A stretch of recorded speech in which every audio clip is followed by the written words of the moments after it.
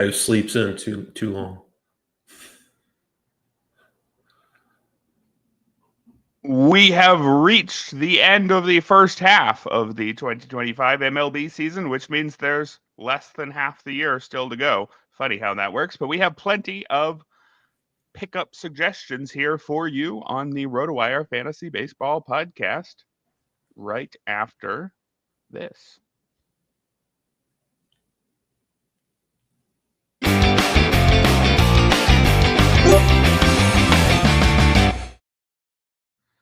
Good morning, everybody, and welcome to the RotoWire Fantasy Baseball podcast. Erik Halterman and Ryan Boyer here. We are moving up to the morning for the rest of the year, which means I have forgotten to add our background on YouTube here and forgotten where the intro music is and all that good stuff. But Ryan, we're about to have a little break from baseball for a few days, so maybe is much needed. Still plenty of opportunities to fix up your roster, though. These are kind of a weird set of weekends, fab-wise, because you have one set of pickup recommendations here, and then nobody plays for 4 days, then just 3 more games, then we do it all over again. Is this a chance to, think more about some stashes, think about more in the future, or is this a chance to just make some really small moves for these next 3 games? Yeah, and it's also kind of if you're someone who likes to stream pitchers, it's kind of a weird week for that because you don't really have 2 start pitchers unless you use the full 10-day period for your next scoring period. Different sites do different things with that. So it's just kind of an awkward time. We also don't know and often don't know until like the day before or 2 days before what the rotation setups are going to be for teams coming out of the All-Star break. They like to keep that under wraps, which can be frustrating from a fantasy perspective. But yeah, I'm gonna give one injury stash among my top priority. Actually, he's going to be in the secondary section of an ad. But yeah, maybe it is the time to reassess where you're at for potential injury stashes here at going into the All-Star break. Yeah, it could be also the time with this short week to, if you have the excess budget, just sneaking the best available setup man or something. We didn't do a long list of that sort of player on this week's pod, but for example, if you don't have enough starting pitchers who are going in these next 3 days to make it worth using them, if you can't fill out your whole roster with guys who are actually going to pitch in the next week, then maybe toss out a random setup man or so. Best available there, probably fine for a week. A lot of creative, but not all that impactful things you could do this week, I think. Yeah, and plenty of All-Star game talk. I know our first headline is going to be All-Star game related, not necessarily fantasy related, but drawing a lot of. We got to talk about it. Yeah. Do you know that you, Ryan, are just 5 good starts away from making the All-Star game? Jacob Mizorowski has been named an All-Star. Man, when I drove up to Milwaukee to see him in his 3rd career start, I think it was, I did not think that I was seeing a 2025 All-Star. I certainly thought I was seeing a multi-time future All-Star, but it's interesting. I mean, Mizorowski, certainly a star. The league, by including him on the All-Star game roster, is investing in turning him into a star right away. I see a lot of positives about this, but I'm also not, an active player who's been grinding for years and just finally had a borderline All-Star season to see my spot go to a guy who's only ever pitched 5 games. So I guess you could see both sides on this one. Yeah, that's where I come down on it too. I see both sides of the argument. I mean, in one respect, baseball probably doesn't do nearly enough trying to highlight their younger stars, and this is a way to do that because there's a lot of the Miz buzz. It's funny that Clayton Kershaw made some headlines about saying he hadn't heard of Mizorowski before their matchup earlier this week, and now Kershaw got like a legacy inclusion in the All-Star roster, and now Mizorowski is included after 5 starts. So they're going to be All-Star game teammates now. But yeah, I get that respect. I also understand from the player's perspective. I mean, it means a lot to some players, probably not so much to others. It seems like a lot of guys couldn't care less about participating in the All-Star game. They would just rather take a little break with their families. But I know it does mean a lot to a lot of players, especially those who haven't been to the All-Star game before. I know some Phillies players made headlines with their quotes yesterday. Nick Castellanos said it's turning into the Savannah Bananas, which my first thought when I read that was it's a pretty good line, but also the All-Star game probably should be closer to Savannah Bananas than Yeah. the real game. So Yeah. I don't know if he made the exact point he was trying to make with that comment, but yeah, I mean, there's still room for guys like he's sticking up for his teammates, Ranger Suarez and Christopher Sanchez. Both are certainly deserving, and there's still time for those guys to be added. There's going to be other players dropping out probably, so they could still be added to the All-Star game rosters. And Yeah, it's a weird situation. Just speak of Sanchez because he's the one that I know a lot of Phillies fans and also fantasy players who were on the Chris Sanchez sleeper bandwagon are pretty yeah, disappointed he didn't get the nod, but he's going to be pitching Sunday. So if he was mhm, initially named to the team, then he'd be in and then they'd remove him for someone like Mizorowski. But if you're right. just out the initial team and you're one of the most obvious alternates, apparently they don't it looks like they don't name you as an alternate if they know that you would turn it down and have to pass on the alternate bid to someone else. Seems Mhm, like what's going on there, but it's unfortunate. These guys you mentioned don't necessarily care about going to the game.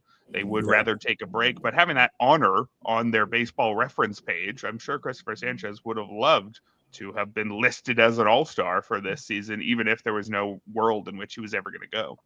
Yeah, and it's you get bonuses too for that as well. So Right. there's a immediate financial incentive, and also come arbitration time, that could be one of the arguments you're on your behalf about whether you should earn more. So there's future earnings potentially affected as well. So I get both sides. I understand why some players are upset about it, but also it's going to be pretty cool to see Mizorowski pitch in an All-Star game too, I think.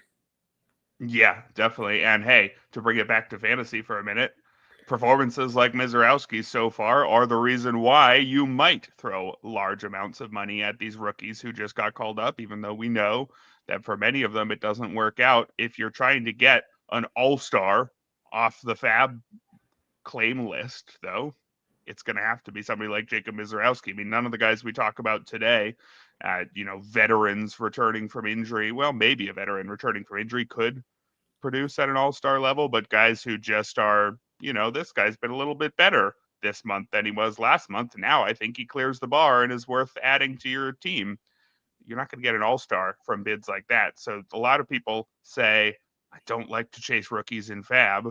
Well, then you are opting out of the chance of getting an all-star off the waiver wire.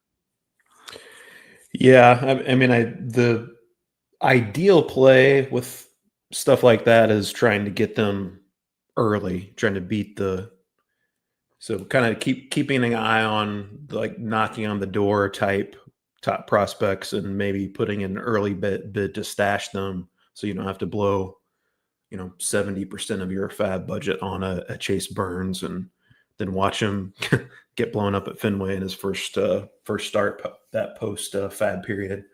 But yeah, stashing them a little early is the ideal scenario, but I realize that can't always be accomplished. Easier said than done. Yeah, should we move on to the usual list of injury news? Starting with Austin Riley, who hit the IL with an abdominal strain just this morning. A lot of guys who hit the IL around right now might not be all that seriously injured. If you hit the Mhm. IL right now, what you miss maybe 2 games this weekend, and then you miss next weekend series, and then you're ready to go. In the case of Riley, just checking, can they backdate this at all? Well, no, he was removed from yesterday's game. So still, it would be missing 2 games here, and then the first 4 days after the break, less than usual for a 10-game absence. So some of these injuries we may not need to be too worried about long term, but an abominable strain, interesting, an abdominal strain for Austin Riley here. We're learning why we don't normally do this podcast in the mornings, apparently. Austin Riley out for at least a short amount of time. We're waiting to see the grade on that to see if it turns out to be something more severe. If it does, what would the fantasy opportunities be here? Who's coming up behind Austin Riley? Yeah, the abominable snowman, notorious for his injury proneness for sure. Yeah, Austin Riley, we're still waiting on the severity of that strain. Haven't heard yet. As you mentioned, could just be a very, very short-term absence. But who's Nacho Alvarez playing at third base today? He's an interesting prospect. He really didn't hit at all last year when he got an opportunity. He's also still incredibly young. I think he might just still be like 22, maybe 23. He's dealt with injury this year at AAA.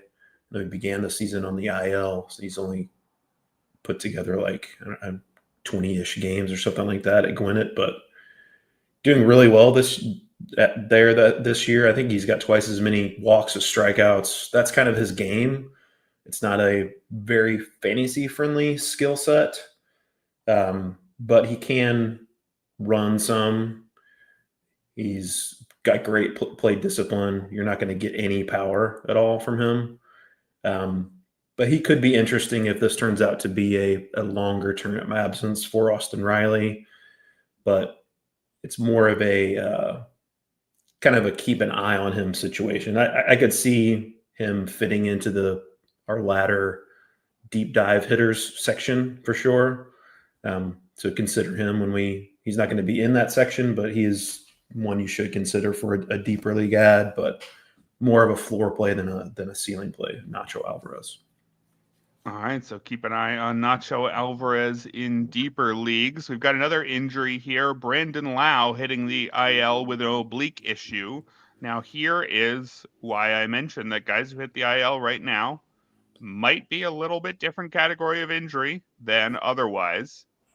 The specific wording when Brandon Lau was placed on the IL was left oblique tightness. Now, if there were an oblique strain for Brandon Lau, we would assume probably a 6-week plus absence. And at this time of year, then you start having to make difficult decisions about, do we have to drop this guy?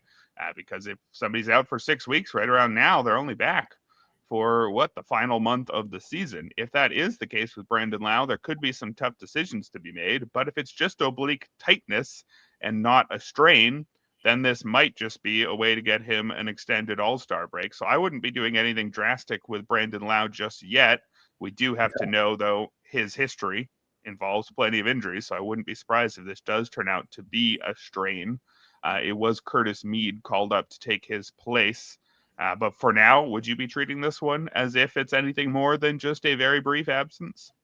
No, I don't think so. I mean, we know that the obliques can often lead to multi-week absences, but I did notice the same thing as you in that they classified it as tightness, so he'll be eligible to return. And you can, unlike Riley, this was backdated, so he'll be eligible to return right out of the All-Star break.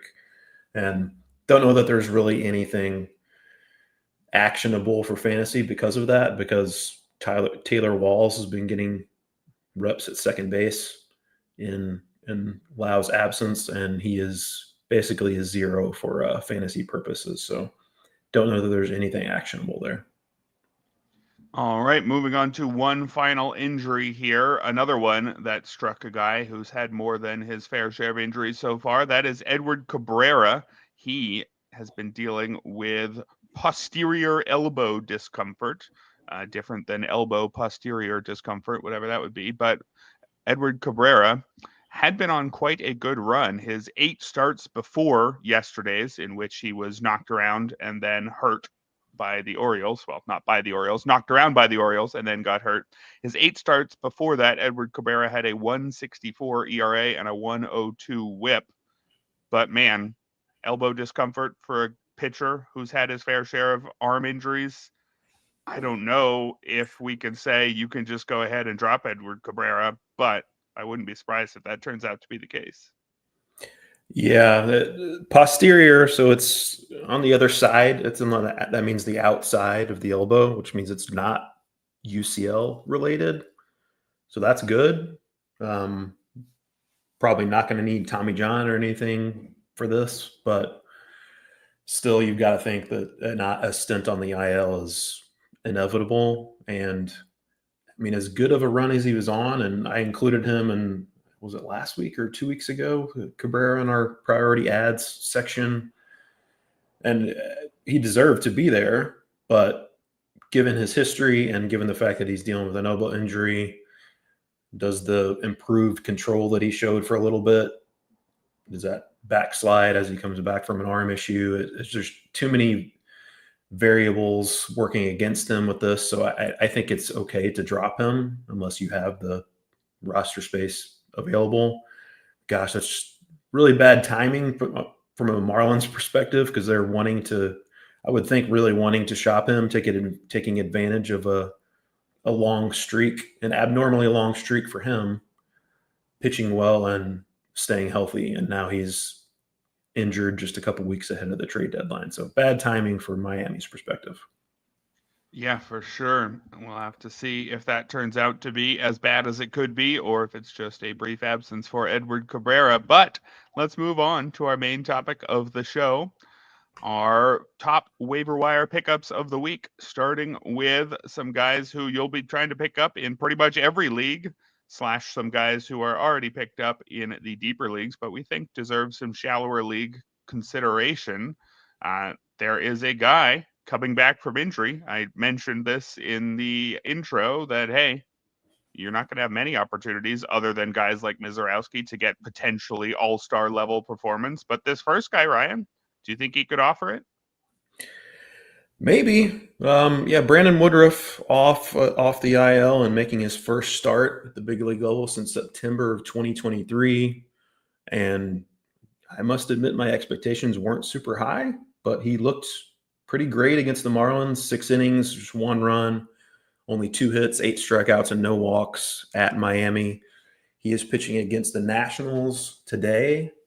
In that start against Miami, uses 4-seamer and sinker 60% of the time, which is pretty much what he did prior to his myriad injuries, most notably a shoulder surgery. He also ditched his slider, which he had used pre-surgery, kind of split that into 2 different pitches, using a cutter and a sweeper. 4-seamer velocity down 2 miles per hour from the last time we saw him in 2023, down 3+ miles per hour from its peak. Not a surprise there, but he still did induce whiffs at a 33.3% rate with that pitch. Also had a 2.79 ERA on his rehab assignment, but also had only 35 strikeouts and 42 innings on his rehab assignment. And I feel like, especially for a guy who relies so much on his fastballs as Woodruff does, that velocity difference could be pretty big. But as I mentioned, he did still get whiffs with that pitch in his first start back. I don't know that we can count on that happening against better offenses that aren't the Marlins. So I would describe Woodruff, I'm more cautiously optimistic now after seeing that first start. But I would tread lightly here. If he puts together, another good start today, maybe another couple good starts after the All-Star break, I mean, I would be more inclined to sell high on him if you could do that. There's just a major injury history. I mean, even when he was, I guess, quote unquote, healthy for the Brewers, he still wasn't very durable. He's never pitched 180 innings in his career. I think he's only made 30 starts once. So plenty of injury history on Woodruff's side. The stuff is diminished, but still usable, at least against subpar offenses. Should also note, when I made this list, or made my list of pickups, Woodruff was under the 50% threshold. He has since jumped way past that. I think he's at 76% the last time I checked. So he might not even be available in your league. But at the very least, I think he should be owned pretty much universally now. And as I mentioned, it's more cautious optimism for me with Woodruff. I could see shopping him around if he puts together another couple good starts, but he's looked better than expected, certainly in that first start. And we don't need to remind you that when Brandon Woodruff was healthy and at his peak, that he was a must-start fantasy option. So at the very least, he needs to be rostered. Yeah, you might have forgotten just how good Brandon Woodruff was because he's been out for so long, basically 2 full years or more at this point. But this is the guy with a 3.08 career ERA, a 1.04 career WHIP. I mean, this is a very, very good pitcher when healthy, and shockingly, he looks back to that level after one start in some ways. Although, of course, the velocity drop, I'm not sure. Right with you long term, not fully convinced in this, but the first start was better than expected. This is a guy who has been great. So I would expect him to be at least pretty good as long as he's able to stay on the field. My first pitcher here is Cam Schlittler of the Yankees, an interesting guy who was a prospect, but not much of one before this year. I was checking his prospect rankings history at RotoWire, and I believe he doesn't show up until this May update, at which he's only 255. Other sites don't tend to have him particularly high rated in their preseason prospect rankings either for Cam Schlittler. And it makes sense. He's one of those guys who had good strikeout rates in the minors, but with pretty bad walk rates as well. Until this year, Cam Schlittler now, instead of walking 10 or 11% of batters, is down to 8%. And that matters when you're still striking out 32% of opposing batters like he did in his 15 minor league outings. Schlittler now getting his opportunity with yet more injuries in the Yankees rotation. Clark Schmidt going down for Tommy John surgery opens up a potentially permanent spot here. Now Luis Gil will be back eventually. He's making his rehab debut this Sunday. So Luis Gil, you figure, could be a factor within a month. So Schlittler has to outperform Gil, or maybe just outperform Marcus Stroman to keep that job. I guess theoretically Ryan Yarbrough, who's out with an oblique strain, could be in the mix here as well. But my point here is the competition is not that high for Cam Schlittler. There is a chance for him to just make this spot his own down the stretch for the Yankees. Obviously, he also could be facing competition from a trade acquisition or something like that. There are certainly plenty of downsides here, but we're talking about a guy who can hit 100 on the gun. I believe he averaged 98 with his fastball in his MLB debut. He struck out 7 in 5 1/3 innings, did give up 3 runs in that one. So this is a rookie pitcher without a long track record of success in the minors, but it's somebody who has really shown something else this season and looks like he could get an opportunity for 2.5 months on one of the better teams in baseball. So I think that's a guy that I would throw a pretty decent amount of money at if I still had a decent amount of money left in my fab budget. Yeah, it seems like the Yankees do well with these kind of big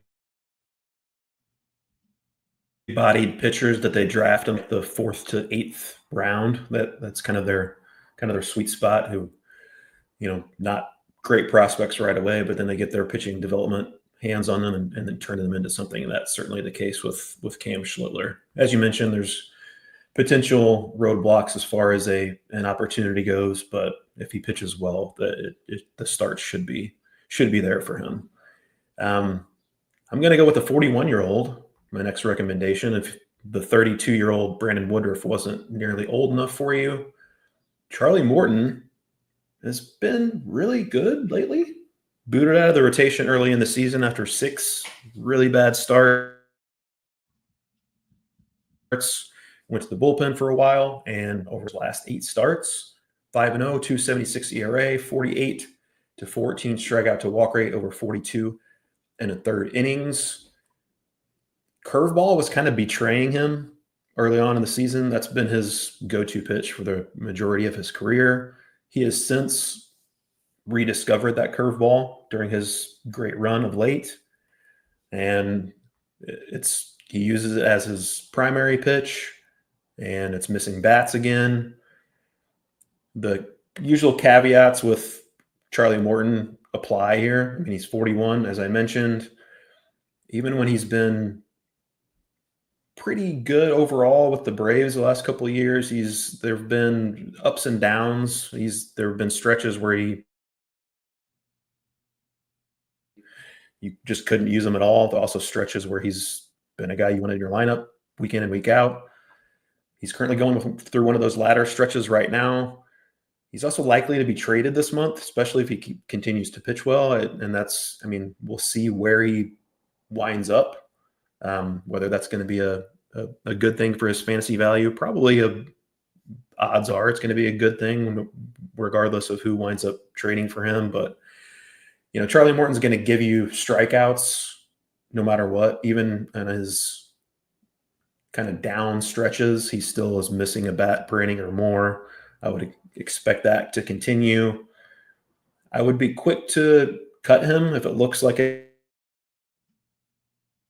it's turning sour, because it can go south on him in a hurry, but he definitely needs to be rostered right now. And he could receive a little boost later this month if he goes to a contender. Yeah, I can get behind Charlie Morton. 2.76 ERA and 8 starts since returning to the rotation. That's pretty good. And it's a guy who we've seen be pretty good in the past. I would agree on cutting bait quickly when it all turns around, but I think you need pitchers like Charlie Morton while they're pitching like this. I will jump to my next guy now, Joe Boyle. We finally got to see Joe Boyle up with the Rays, not technically as a starter. He's following Drew Rasmussen, but I think that's okay for our fantasy purposes. If you're a follower, you don't have to go a full 5 innings to have a shot at a win. Granted, in his 2 appearances so far, no wins in those 2, went 5 innings and then 4. But Joe Boyle, a very exciting, talented pitcher who was exactly the sort of guy we wanted to see get acquired by the Rays. The Rays famously fixed Tyler Glasnow by seemingly, the way the reports are, they just told him to stop aiming for specific locations and said, just throw down the middle. Your stuff's good enough that you'll be fine. Kind of surprises me that is what works, but it seems to be what works. And for a guy like Joe Boyle, who had great stuff, great strikeout rates at every stop in the minors, just could not find the zone at all. I mean, in 2023, Joe Boyle had a walk rate of 18%. In 2024 at the big league level, it was also 18%. This is a guy who just has bottom of the scale command in the past, but then Joe Boyle in 15 minor league outings, a 10.6% walk rate, which is not great. Definitely not saying too much about a 10.6% walk rate, but when you've been up at 18% in the past, that's real progress. Through 14 major league innings this year, Boyle has a 9% walk rate, which again, not great, but real progress. Combine that with a 28% strikeout rate, it's a profile that should work. I think Joe Boyle is going to give you a lot of whiffs. If he's only going 4 innings, he's not going to give you 10 strikeouts, but he only needs 4 innings to get 6. And he'll get you some win chances as long as he continues to follow Drew Rasmussen. It's a flawed pitcher who's in the ideal circumstances for his talents, and that's really, I think, what the appeal was for Joe Boyle when the Rays acquired him.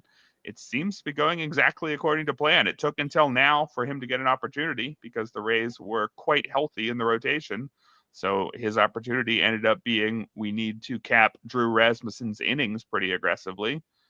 But I don't see that situation changing in the near future. And if it does, it's likely to change with Boyle just becoming a true starter. And I'd still want him then, even if you lose the follower bonus here. So Joe Boyle, somebody who can really get you whiffs.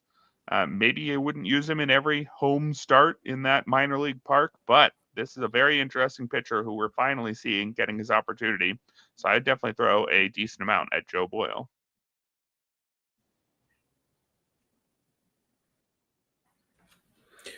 Yeah, I mean, it's that point you made towards the end there about if things change again for him, like his role, it would be likely just to move into the rotation full time. I think that's the likelier scenario than him going back to the minors unless his control just completely evaporates, which that's a possibility. But the Rays, forever creative, as we know. I expect that they're probably going to trade a starter at the deadline. Zach Littell's the obvious guy because he's an impending free agent. I've also seen Taj Bradley's name thrown out there about potentially being available. Rays are always going to get creative, but I think Joe Boyle is finally going to have that role rest of season. And there are obvious potential downsides. He could blow up your whip with a couple really bad control outings, but the upside is certainly immense with him. Going to go to the reliever side with my next recommendation, and Kevin Ginkel back on the fantasy radar, the new Diamondbacks closer, maybe. Arizona has 2 wins since Shelby Miller got hurt, and Ginkel got the save in the first of those wins, and the other one he pitched the 9th. That's a good sign as well. Miller's getting a second opinion by Dr. Keith Meister, which is rarely a good sign. Don't know if he's going to need a Tommy John surgery, but it's looking like it could be a lengthy absence for Shelby Miller. Jalen Beeks is also hurt now. He would be in the mix for saves if he was healthy. Of course, Justin Martinez, AJ Puck, they've already undergone Tommy John surgery. Point being that Torey Luello doesn't have many options right now at the back end of his bullpen. Juan Morello is interesting as a guy who throws 100 miles per hour, but I mean, he was in the minors just a few days ago because he's just hasn't shown the consistency yet at the major league level. So I think Kevin Ginkel is the clear best bet for saves in that bullpen right now. Got off to a terrible start, but last 9 appearances has allowed just 2 runs with an 8-1 strikeout to walk rate. Just the 1 walk is especially important, I think, because has had trouble earlier this season was a lot of walks, and he came off an injury early on in the season. I believe it was shoulder related. I wonder if he was just maybe rushed back a little too soon and is finally starting to get into his groove, because this has been a really good reliever the last few years. 2.95 ERA, more than a strikeout per inning over the last 3 seasons. Some instability certainly in that bullpen with the Diamondbacks, and Kevin Ginkel looks like the best bet for saves rest of season if Shelby Miller does need surgery or a long absence. And it's possible Miller, even if he's healthy, will wind up getting traded this month. So Kevin Ginkel back on the radar as a source of saves. Yeah, it's not often that we recommend a pitcher with an 8.57 ERA, but go get Kevin Ginkel, I guess. I can get behind it. He has been pitching better lately, although I wouldn't get behind it with a ton of confidence if Kevin Ginkel has another bad run. I think he's not going to have a very firm grip on that closer job, but, got to play the short-term game with saves sometimes. We are going to move to our priority hitters, but I want to throw in a couple from the chat here while we're still on the pitchers. Some guys that we have talked about in recent weeks. We had a question here about replacing Edward Cabrera with Trevor Rogers, Adrian Hauser, or Chase Burns. We had mentioned all those guys in one of the last 2 weeks. Any preference between those 3? I mean, Burns certainly is the one with far more upside than the other 2. Yeah, I think Chase Burns is the easy choice there. His fastball so far has not performed as well as you would think for a pitch that, regularly touches 100 miles per hour. Could be one of those fastballs that's just a little too straight, a little too hittable than you would think. But the upside warrants him being rostered over those other 2 guys for sure. Yeah, he's only really had one particularly good start out of 4, but he also has a 34% strikeout rate, so I'm not going to give up on that anytime soon. Also, Slade Ciccone was mentioned here, somebody who's probably snapped up in all those deeper leagues, but in a 12-team league, Slade Ciccone, decent chance he's still out there. Nothing too exciting, but the numbers are pretty good for Ciccone. Yeah, it seems to be kind of out over his skis a little bit as far as ERA indicators go, but I like mostly what he's done. And I've mentioned on this podcast many times, I tend to trust the Guardians pitching development. Have had interest in him and Luis L. Ortiz, who's got his own set of issues now, but been interested in both of those guys in large part because of the Guardians and their reputation. And I think it looks like they're going to squeeze more out of Ciccone than the Diamondbacks did, certainly. Yeah, I think that's fair, although I will note on the Cleveland pitching coaching staff, I hear that point. I'm close to no longer thinking that way, given that Tanner Bybee's just kind of becoming a guy, and Gavin Williams hasn't really taken a step forward either. I think we're close to saying, wait a second, maybe we were overrating that a bit, but I don't know if we're there yet. So I think still with somebody like Slade Ciccone, we can count it as interesting that he's moved to Cleveland. We're going to move over to our priority hitters right after these messages from our sponsors. Starting with the NFFC. The NFFC RotoWire Fantasy Football Online Championship is live. Play fantasy football against your favorite RotoWire experts on NFFC this football season. Jeff Erickson, Nick Whalen, and more will compete in the RotoWire NFFC Online Championship for a shot at $250,000. Sign up for a draft today at rotowire.com.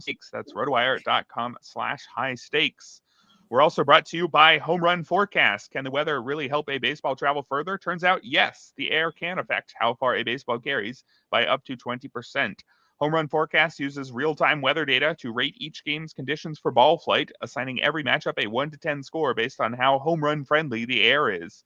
On the premium site, you'll get game-by-game, hour-by-hour index values, 24-hour forecast, wind direction, roof status, and more, all for less than $6 a month. Check it out at homerunforecast.com and gain a weather edge before first pitch. And welcome back to the Saturday edition of the RotoWire Fantasy Baseball Podcast. Erik Halterman and Ryan Boyer here going over our top pickups of the week. We're now on to the priority hitters, where I am going to go with the rookie call-up of the week, Bryce Matthews, second base prospect for the Astros, who in 73 games for AAA this season is hitting .283 with an .876 OPS, 10 homers, and 25 steals. Now, he's somebody who strikes out far too much. I definitely don't love this in prospects, a 30% strikeout rate at the AAA level, which is also right in line with the strikeout rate he had in the minors the year prior. That often leads to a mid-30s strikeout rate at the major league level, which is just not going to work for many guys. But Matthews does seem to have a good eye for the zone, a 15% walk rate as well. Shown decent power and good speed, so there's a potential for a pretty interesting four-tool player here. This is somebody who has decent prospect pedigree as well. He was a first-round pick back in 2023, and someone who has at least a short-term opportunity in front of him. Jose Altuve moving back out into the outfield. Several Astros outfielders are injured at the moment. I don't know if we'd count Yordan Alvarez as an outfielder at this point, but he's out. Jacob Myers is out. Jacob Melton is out. Chas McCormick's out. Zach DeZenzo's out. It's just a whole bunch of outfielders on the IL in Houston at the moment. And also, I guess, Jeremy Pena, a middle infielder. A lot of guys who could be either pushing Jose Altuve back to second or needing to start at second, who are instead starting at short for Pena. Basically, there has been a whole bunch of alternates cleared out of the way, and Matthews is getting his chance. This is one of those situations, though, where I trust the playing time in the short term, but the performance is going to have to be there for Matthews to stick around. And with the high strikeout rate, I'm not convinced that it will, but I think there's probably enough upside if he's able to carve out a regular role for a very good Houston team that I'd be wanting to take the shot, even if I have some real reservations here. How about you? What's your outlook on Bryce Matthews? Yeah, pretty much the same. I mean, it's of the priority ad hitters we're going to talk about. I think he definitely has the most upside of all of them. But guys with those strikeout numbers, and he also, I think, struck out 3 times in 4 plate appearances in his debut. Those 10 types of profiles don't tend to hit the ground running at the major league level, and likelihood's probably high that that's going to be the case with Matthews as well. But as I mentioned, the upside is is high enough to where he should be rostered regardless in the event that he doesn't get off to a good start. Yeah, I'll just mention real quick, Matthews, the number 58 Colt Keith, prospect another on our top youngish 4. player. Yep, Colt Keith on a nice run for the Tigers. Every game versus a right-handed pitcher since June 19th, he has hit leadoff for the Tigers. And in 18 games since that date, he's slashing 318, 370, 594, 4 home runs, 10 RBIs, and 12 runs scored. Also, the batted ball data looks a lot better for Colt Keith than it did last season. Hard hit rate up 10%, average exit velocity up more than 2 miles per hour, barrel rate nearly doubled from last year. Also making better swing decisions as well. Chase rate is way down. His walk rate is way up. Batting 284, 364, 484 now on the season versus right-handed pitching. Now we come to the downside with Colt Keith. He's slashing 162, 225, 189 versus left-handed pitching. And he has not started a game against the lefty since June 1st. So strictly a platoon bat, but if you're going to be a platoon bat, you want to be on the right side of a platoon and situated at the top of the lineup. And that is the case with Colt Keith. So he's in a good spot to produce from a run score perspective. And on a heater of late, not the best place for power at Comerica Field, but I still like Colt Keith, even if he's not going to have the counting stats upside because of that platoon issue. Former top prospect as well, and I think he needs to be pretty much universally rostered now, even if the playing time outlook is not ideal. Yeah, speaking of former top prospects, just want to throw in a question from the chat here. Is Jack Caglione going to be worth starting in shallow leagues the rest of the season? This is a really interesting one because, I could get behind picking him up, a very top prospect. If he does hit the ground running, he's going to offer you far more than most guys you can get off the waiver wire. But at this point, we've seen 33 games from Jack Caglione, and he's got a 475 OPS. 4 homers, 1 steal, hitting 146. Under the hood, the strikeout rate is about league average. The barrel rate's above average. So you can talk yourself into saying, hey, this looks like a young player who isn't actually all that overmatched. He's just getting very unlucky, 156 BABIP.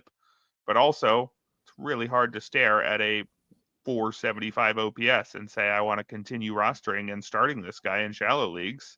Is he a kind of player that you would cut for some of the names we're talking about today, or are you still holding? I would certainly want to hold. As you mentioned, if Caglione was going to fail right at the beginning of his major league career, you would assume it's going to be because he's just not making enough contact. But he hasn't had an issue with that.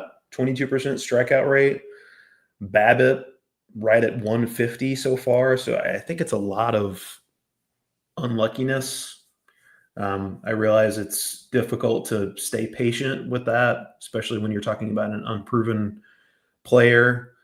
But I think the odds are pretty good that he'll be productive rest of season. Maybe those strikeout rates will start to spike back up, and that will be the reason why he doesn't turn it around. That could certainly happen. But I think Cags is a guy who should still be rostered everywhere. Yeah, seems like he is chasing a lot, which is what the reports were saying, but he's chasing and I guess making enough contact that he's getting weak contact and therefore a bad BABIP rather than a high strikeout rate. Neither result is very good there. There do seem to be reasons why he's struggling, but the potential upside, I think for me, it's a case of if you have the luxury of a bench spot, he'd still be one of the guys I'd prefer to use that on. But if you're in a situation where you're in a roster crunch, I could definitely say getting rid of him. I will advocate for picking up Willie Castro, who is far less exciting than Jack Caglione could be. Far less exciting than most players is Willie Castro. Not somebody who I necessarily thought would deserve anything but deep league consideration this season. Last year, Castro played 635 plate appearances, and all he got out of it was 12 homers and 14 steals, a 247 batting average. Not terrible. I mean, he racked up respectable counting stats, but it took very high workload to get there. This year, though, he's continuing to play pretty much all the time when healthy, and it's up to 8 homers and 8 steals in 281 plate appearances, so a much better pace this year. Looks like somebody who could get you close to 2020 over the course of a full season, maybe 15-15, something like that, with a 261 average is respectable enough. The one thing I'll note with Willie Castro that's different than what he had shown previously is his hard hit rate is up to 44%. Last year he was at just 36%, and that was easily his career high. His previous career high was just 32. So Willie Castro is somebody who has added a lot of power to his swing, still only getting up to, again, 8 homers in 281 plate appearances. Nothing too special, but I do think there's more of a player here with Willie Castro than I thought in the past. He's also eligible at second, third, shortstop, and outfield in a lot of leagues. So somebody who it's just useful to have on your roster, particularly in those daily moves leagues. You really like having somebody with this sort of quad eligibility. It really just means you're going to be able to play all your players who are in the lineup every day.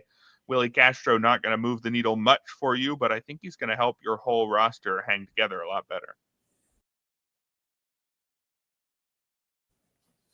Yep, another quad eligible guy. My next recommendation, Romy Gonzalez, just on a absurd heater right now. 12 for 26, 2 home runs, 2 triples, 3 doubles so far in July. If you go back to the beginning of June, he's slashing 349, 376, 698. His batted ball data is just absurdly good. 61.7% hard hit rate. That would lead all of Major League Baseball if he had enough batted ball events to qualify. 95.3 mile per hour average exit velocity. That's higher than Aaron Judge. Trails only O'Neill Cruz among qualifiers. Got a barrel rate at 17.8%. That's right where Juan Soto's barrel rate is. So just a really good quality of contact for Romy Gonzalez. He's known as a lefty masher, and that's certainly been the case this season. His numbers versus lefties are basically what's propping up his triple slash line. But he has started 2 of the last 3 games against righties. Abraham Toro has trailed off of late. I could certainly see a scenario where Romy Gonzalez just takes over as the primary first baseman in Boston. It's also possible they go out and acquire a first baseman at the deadline. They're kind of the vibes in Boston are better now. It looks like they're maybe trending more towards buyer than standing pat or seller. But Romy Gonzalez, as you mentioned, with the quad eligible guys, just super handy to have around. I don't know what the playing time is going to look like against righties moving forward, but there is a potential path to everyday at bats, and the batted ball data looks insanely good. So I think he's worth rostering, especially if you need that versatility. Yeah, the Red Sox now just 3 games back of the Yankees, so it's possible that they buy, and then Romy Gonzalez is no longer playing quite as often, although maybe he's playing well enough that he forces himself to remain part of their plans. One final hitter for you in this section before we move to the deep leaguers. This guy's sort of on the fringes of shallow league viability, but Austin Hayes, somebody I'd be pretty interested now. He's had an injury-filled season. It was a calf issue, kept him out for the first few weeks. Then he came back and looked quite good, played just shy of a month and a half, had a 149 WRC plus, 6 homers in that stretch before hitting the IL again with a foot contusion this time. He missed about a month, came back and hasn't been amazing since his return, although just recently seemed to be picking it up a little bit over his last few games, and that's enough for me. I think Austin Hayes, when he's on, is a pretty good player when you toss in the fact that he hits at one of the most hitter-friendly parks in the league in Cincinnati. So if he can just put in, 2 months, 2.5 months of healthy baseball here during the hot part of the year in Cincinnati, I think Austin Hayes is going to be a pretty useful outfielder, not one of your best couple, but again, a decent guy to fill in the back of your offense, even in a shallower format. But should we move on to the deep leagues, Ryan? Starting with some pitchers.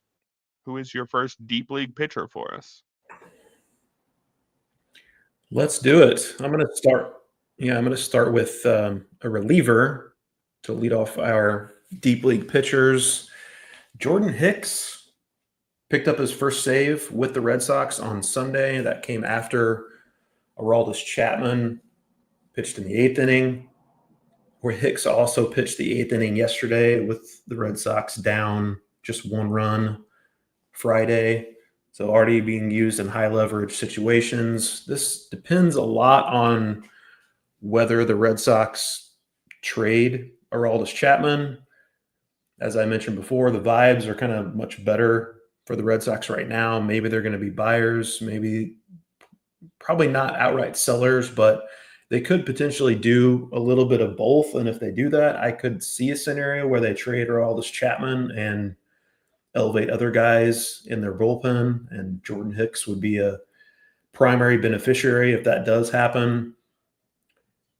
From a performance standpoint, since the beginning of last season, it's been mostly rocky for Jordan Hicks, but of course, a lot of that has been as a starter. I have a fairly high level of confidence that if they just stick him in the bullpen and leave him alone, that he's going to be pretty good.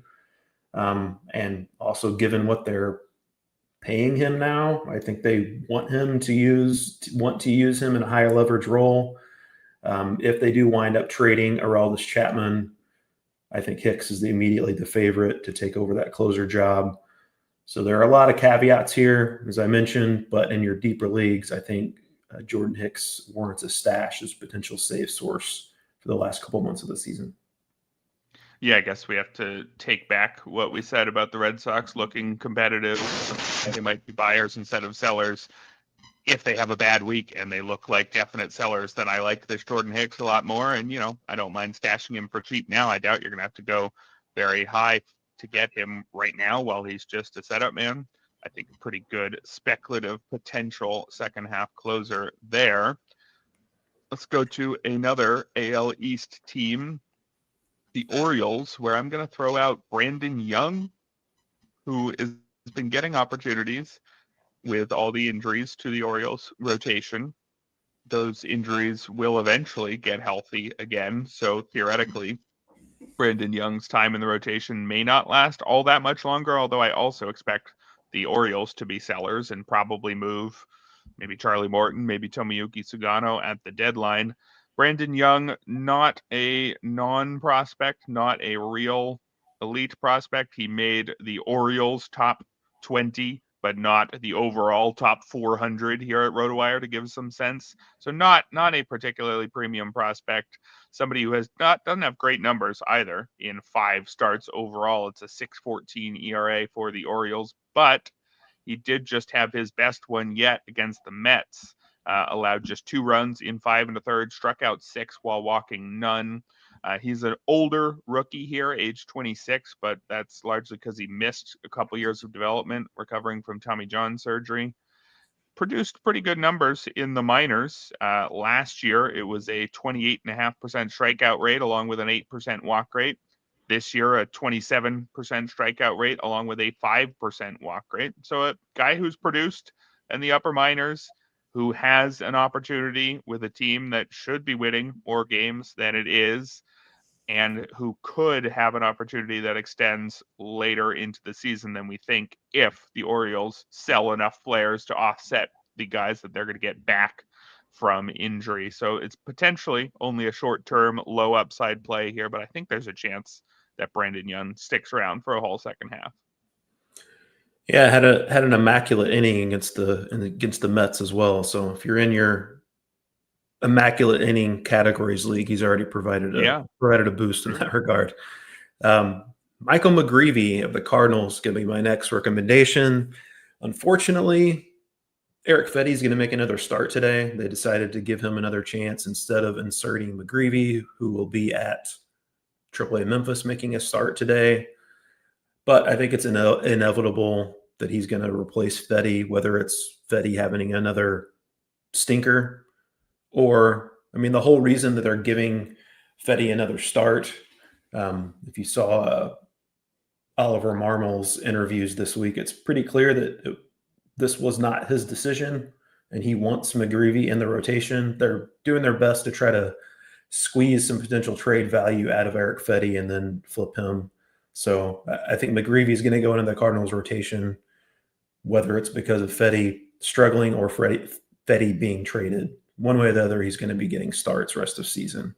And it's been great at the major league level when given a chance. 44 and a third innings dating back to last season, made 6 starts over that stretch, has a 3.05 ERA, sub-1 whip, 34-5 strikeout to walk rate. Also had a great year at AAA Memphis, 3.21 ERA, 75-14 strikeout to walk rate over 70 innings. Ground ball rate in his 4 major league appearances this year has been actually weirdly low, but he's been an elite ground ball guy, both in the majors and minor league levels consistently. So I wouldn't read much into that. I think he will tick that back up. There's no workload issues with McGreevy. He's reached 150 innings each of the last 2 seasons, so they can use him as much as they want down the stretch. It's not going to be a super high upside play, but he's got great control. He's got great ground ball skills.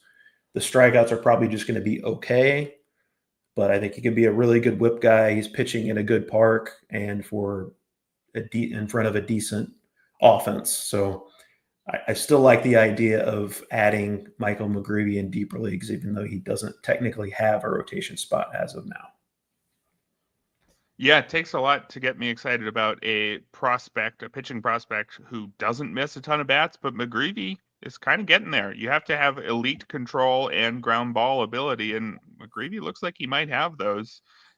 Just a 2.9% walk rate in 8 big league appearances so far. So hopefully he finally gets his chance in the Cardinals rotation. Let's go with another rookie pitcher here and another guy who doesn't necessarily have a rotation spot. That's Jack Perkins of the Athletics. The reason he gets a mention here is that Mitch Spence was optioned, and so there's now an open spot in the A's rotation. Hasn't yet been an indication that Perkins is the one getting it, but he's been making multi-inning appearances out of the bullpen. Actually has 2 saves, both of the 3-inning variety. So if you, for some reason, had already picked up Jack Perkins, congrats on those 2 saves. He is somebody who actually has reached the 80th prospect spot in James Anderson's top 400 here. So a much more high ceiling pitcher than, say, Brandon Young, who I talked about before. If Perkins were to get a rotation spot, unfortunately, it would be with the Athletics, one of the worst parks to pitch in, and with very little offensive help compared to most teams. So it's one of the worst possible spots to earn a rotation job. But Jack Perkins, so far in 9 2/3 big league innings, has 11 strikeouts against just 3 walks, has allowed just 4 runs.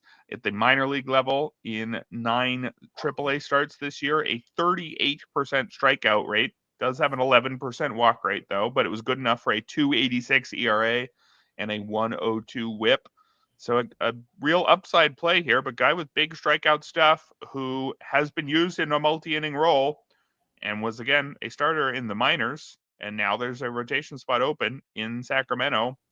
Decent shot that Jack Perkins gets it. Would you take any of these rookies that we're just talking about here, Young, McGreevy, or Perkins, over Bubba Chandler, who we just got a question about here in the chat? Somebody who we thought would have been up several months ago and then was presumably kept down for service time manipulation reasons. And then right after that reason expired, he started pitching really poorly, so the Pirates had to keep him down. He's coming off 2 good starts. Is that enough that you'd run out and add Bubba Chandler over some of these guys we're talking about? I think so. I mean, I've got to think that there's a good possibility that we're going to see him sooner rather than later. And I also think there's something to the fact that there's some fatigue from a top prospects outlook, I guess you could say. Like, Chandler I assume, was annoyed that he wasn't already in the majors by now. Right. It's not a good, you know, good way to get to the majors to pitch poorly for a month, 6 weeks. But I've got to imagine that him being just kind of languishing at AAA, knowing that he's good enough to pitch in the majors, probably contributed to his struggles during that stretch in the minors. And as you mentioned, he's bounced back the last couple outings. So I think the upside with Chandler is still warrants him being rostered over those other guys. And another guy, unquestionably with upside as well. I think it's probably time to go and stash Luis Gil in your deeper leagues if he's available. As mentioned earlier, he's beginning a rehab assignment on Sunday. The goal is to get him back in the Yankees rotation before the end of July. Go back to 2024, of course, 350 ERA, 171 strikeouts over 151 and 2/3 innings, covering 29 starts. Also really struggled in the second half, which if you look at the peripherals, you could kind of see that coming when you combine that and the bump up in workload after he missed the prior year, most of the prior year due to Tommy John surgery. How much of that was just regression to the mean? How much of it was workload related? We don't know for sure with Luis Gil. How much did the workload contribute to the lat issue that he's coming back from? We don't know that for sure either. And he's always had control issues wherever he's been. So often pitchers will show better command the second year coming back from Tommy John. Maybe that's the case with Gil, although I don't think you should count on it because he's just always been a guy with bad control. But he's also been a guy who also strikes out a ton of bats at every level. And I've got to imagine the Yankees, unless he just really looks bad on his rehab assignment, they're going to stick him back in the rotation for the bulk of the second half. And he's certainly displayed the upside to be a must-roster fantasy player when he's healthy and pitching well. Yeah, lots of upside with Luis Gil. I would agree. This seems like the time to go get him if you can afford to wait a few weeks on that roster spot. Time to move over to the deep league hitters to end the show here. I'm going to start things off with Masataka Yoshida, who is back from his shoulder surgery. Finally made his season debut earlier this week. I don't know entirely how often Masataka Yoshida is going to play for the Red Sox. He started 2 of 3 games since returning. I do know that he has a much cleaner path to playing time with Rafael Devers not clogging the DH spot. It seems like the Red Sox didn't love using Yoshida in the outfield, plus they're overloaded in the outfield already with Duran, Rafaela, Abreu, and Anthony. Already one of them has to take the DH spot on a lot of days. So Yoshida has to compete with all those young players for playing time. He's not going to play every day, but I think there's still a chance that there's a trade somewhere, whether that's Jarren Duran getting dealt at the deadline. Theoretically, it could be Yoshida. I think on his contract, the Red Sox would have to eat some money. I think they probably regret giving him $18 million a year for 5 years, but that doesn't mean that Yoshida's a bad player. I think we sometimes fall into this trap of guys being overpaid, therefore they're useless. Yoshida is a pretty good hitter. It's just not necessarily good enough to be a plus regular if you're a DH/poor defensive left fielder. But in his 2 seasons so far, he's hit 289 and 280 with WRC plus between 111 and 116. He really makes a lot of contact, striking out 13% of the time for his major league career. And it's not that weak contact. Good enough for 15 and 10 homers in his 2 seasons. Those 10 homers came in just 108 games. So you figure he's a 15 homer bat over the course of a full season with a very good batting average, somewhere in the 280s. If that was a guy who did play every day, and there are plenty of rosters where Yoshida would play every day, I think we definitely want him on our fantasy teams. So it's just the role that's really holding him back from being a particularly interesting option. But I think that means you can get him for pretty cheap and watch how this goes over the next few weeks. I do think, assuming his shoulder continues to hold up throughout the month of July, I think the Red Sox will probably have one fewer hitter on their roster after the trade deadline. And if that's the case, Yoshida will be playing pretty much every day in August and September, and he's going to help you in batting average, and he'll help your counting stats too if the playing time is there. So I think that's a good player entering the player pool midseason. It's just circumstance may make him less useful in fantasy than he would otherwise be. I mean, do you see enough playing time for Yoshida that he's worth adding? Yeah, TBD. Should also mention they gave him reps at first base, or at least worked him out at first base. I don't think he actually played any innings or games at first base on his rehab assignment.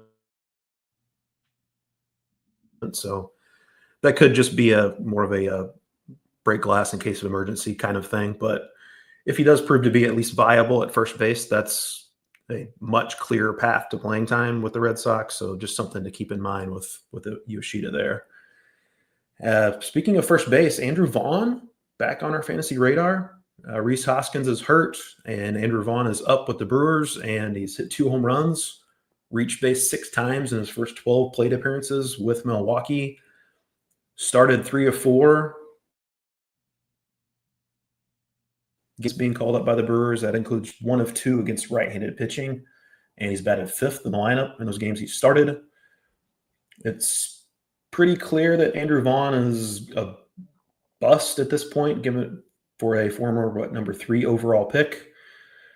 But I mean, if you look at his per 162 game stats over the last 3 seasons, 21 home runs, 84 RBI, it's not great. But if you're talking about deep league with a guy who's got potential to play regularly over the next month plus, and Rhys Hoskins has what's the injury with Rhys Hoskins? Grade 2 strain of something that's escaping me what he's hurt with. But regardless, he's supposed to be out at least until mid-August. And Andrew Vaughn might be a short side platoon potentially with Jake Bauers, but if he gets off to a good start, which he already has, he's already gotten a start against one righty, could potentially play every day for the next 5-6 weeks. And he's in a good park to hit home runs. So the upside with Andrew Vaughn probably isn't there anymore. But if you're looking for a deeper league play that's got some power and is going to be hitting in the middle of a lineup, Andrew Vaughn is someone to look to. Yeah, and I'm interested to see if he pulls a Gavin Sheets and is suddenly just a different player after he gets out of the White Sox organization. There's a chance. I mean, Andrew Vaughn wasn't great in Chicago, that's for sure. It was a decent fantasy option just because he played all the time, though. And so for this period where he plays all the time, he'll probably be okay. And if there's some hope that he's more than the player we saw the last few years, then maybe there's actually some upside. Potentially floor and upside there for Andrew Vaughn. I'm not sure about much upside for Miguel Andujar, the next guy here, but there should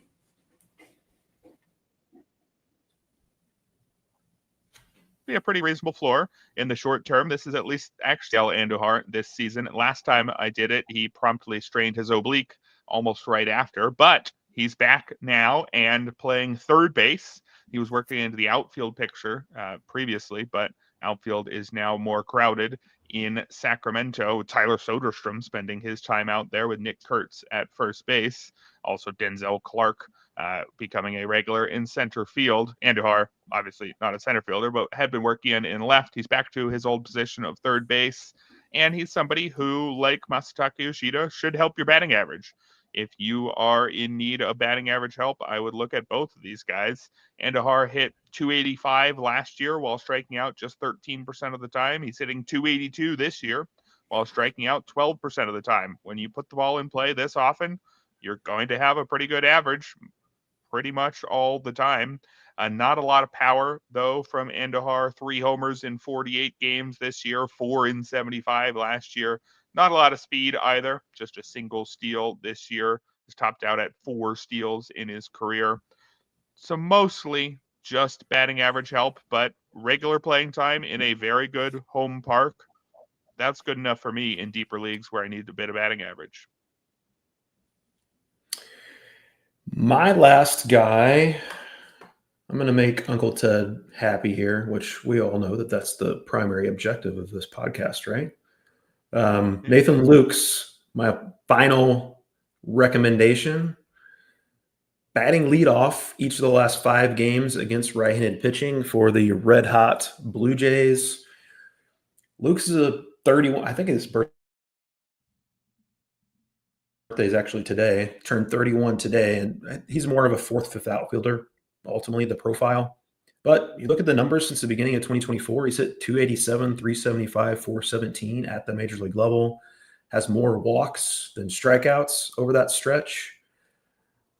There's virtually no upside here. He's not going to offer any power. He really doesn't have that much speed either, at least from a stolen base perspective. But he's going to be a good bet in batting average. He's going to be a good bet in runs scored as long as he keeps batting leadoff against righties for the Blue Jays. So it's more of a floor play than a ceiling play, certainly. But this section, it's very helpful to get those counting stats from guys at the top of the lineup, and that's what Luke's is providing against, at least against right-handed pitching. So, I mean, it's not an upside play, but Nathan Luke's in your deeper formats, perfectly viable 4th or 5th outfielder. Yeah, I agree on all of that except for the pronunciation of his name. For some reason, although it's spelled Luke's, it's pronounced Lucas. When you are a 31-year-old who has never done much in your big league career, we don't learn how to pronounce your name, but I just learned that very recently. I will share with you as well. Nathan Lucas, for some reason.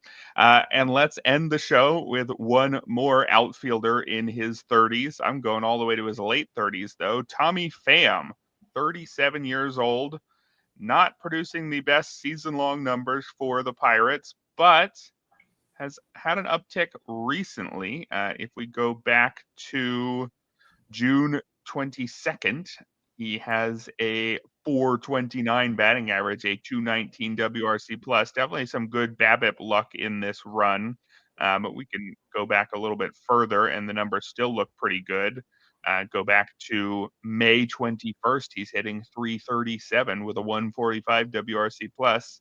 He's somebody who has had vision issues throughout his career, and there was some clip in an interview couple weeks ago where he said that those have been turning around recently. He's got some rare eye condition, and I guess that this would mean that you're maybe more streakier than other players if your eyes don't work for a couple months and then they do again. I mean, it's not a doctor, but I can imagine that would probably help to be able to see. So if Tommy Pham is literally seeing the ball better than he was earlier in the year, that would explain why his numbers have turned around. And we know what Tommy Pham can do when he's on his game. He's a pretty useful all-around player. I mean, just 2023, he was 35 years old and he still had a 16 homer, 22 steal season in 129 games. A useful enough guy when he's on. I think you're going to get him on as an everyday player for the Pirates for a couple more weeks, and then you might get him dealt to a contender where he falls to a short side of a platoon or something. So maybe Tommy Pham's usefulness could be gone soon, but I think when Tommy Pham is playing well and, again, literally seeing the ball, I want him on my roster, so I go out and add Tommy Pham in deeper leagues right about now. Yeah, keratosis, I believe, is the eye condition he has. So he has to often change his contacts, and at different times and different types of contacts work better for him. And apparently he found one that is currently working really well for him. So while he's seeing the ball well, while he's playing and often hitting leadoff for the Pirates as well, worth rostering in fantasy leagues. But as you mentioned, it could be short-lived because he's traded every trade deadline, and that we assume is probably going to happen again here in a couple weeks. Yeah, he has, as you mentioned, moved up to hit leadoff or second in the last 4 games after spending a lot of time hitting 7th or 8th. So it's always nice, too, when we have a nice, clean explanation. We know what's going on with Tommy Pham, and so every reason to buy in right now while things look good. That's going to do it for our show today, though. Thank you, everybody who hung out in the chat. Thank you to everybody who found us at our earlier time. We are going to be doing a noon ET for most of the shows the rest of the year. But that's going to do it. Check out our sponsors, the NFFC and Home Run Forecast. And I believe we'll be back tomorrow. Jeff and Scott, I don't know. Will they be doing a regular episode here on the eve of the All-Star break? I guess we'll find out here on the RotoWire Fantasy Baseball Podcast.